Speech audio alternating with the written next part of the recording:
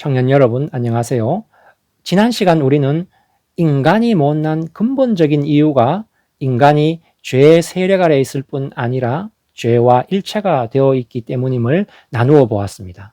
죄와 일체가 되어 있다는 이것을 잘 공감하지 못할 수도 있겠는데, 예를 들자면 이런 것입니다. 친척 중에 가장 가까운 사촌이 땅을 사도 배가 아프고, 가장 친한 친구가 잘 되는 것이 기쁘지만은 않고 속이 상할 때가 많습니다.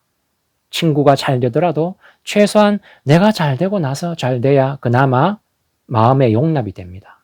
남을 나보다 낫게 여기는 것이 너무너무 오장육부가 뒤틀리는 일이기도 합니다.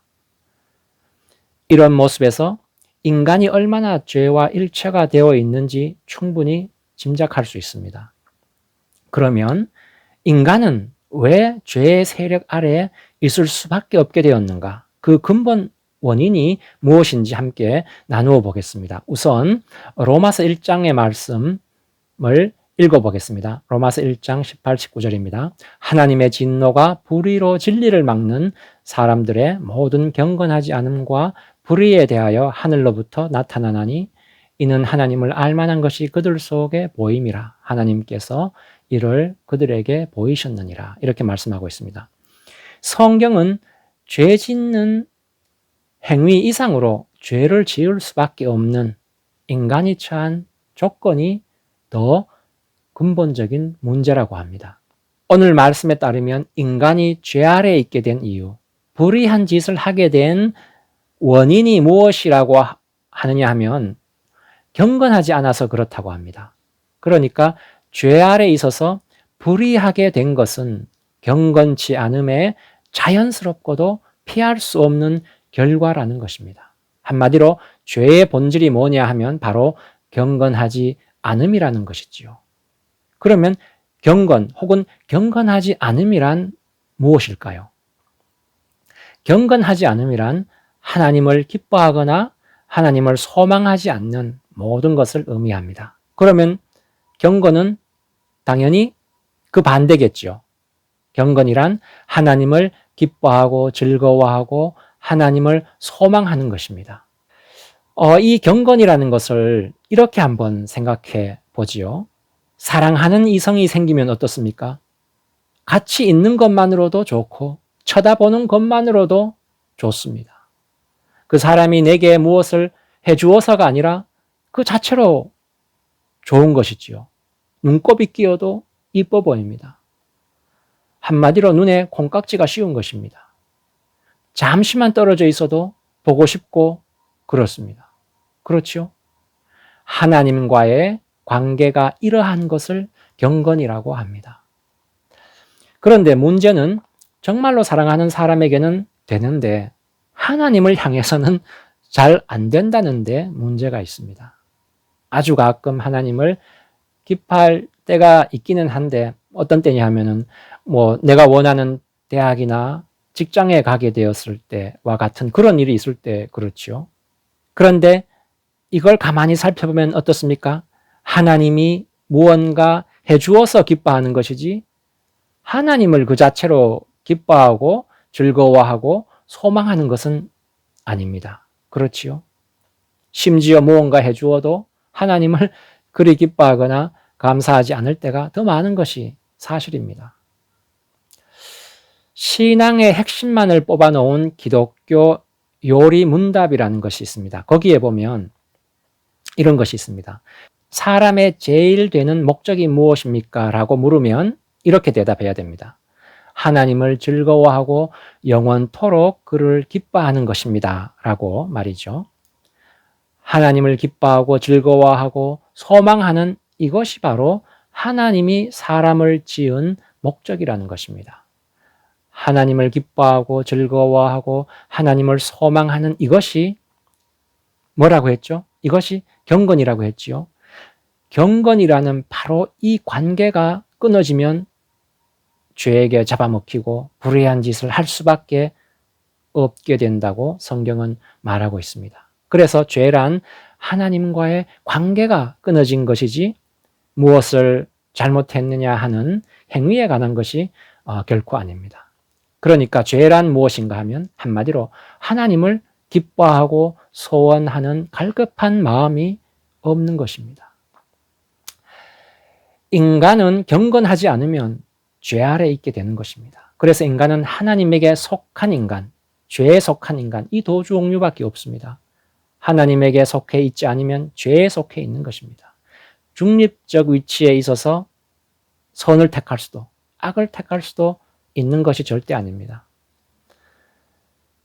예수를 믿지 않지만 정직하고 예의 바른 사람이 있고, 예수를 믿지만 거짓말 잘하고 싸가지 없고 심지어 큰 잘못을 하는 사람도 있습니다. 그런데 아무리 정직해도 예수 안 믿으면 지옥 갑니다. 아무리 싸가지 없고 거짓말하고 죄를 지어도 예수 믿으면 천국 갑니다. 이게 좀 의아하고 불합리해 보이고 수긍하기 힘들지요?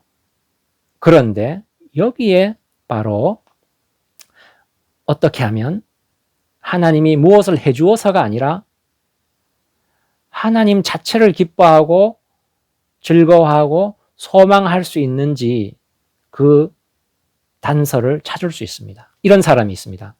예수를 믿기는 믿는데 여전히 나쁜 짓 하고 남으로부터 손가락질 당하고 악질적인 사람이 있습니다. 이들이 우리를 당황하게 하고 심지어 황당하게 만들 때가 종종 있는데, 어떨 때냐 하면 구원 얻었다고 눈물이 범벅이 되어 발작적으로 감격에 젖어 기뻐할 때입니다.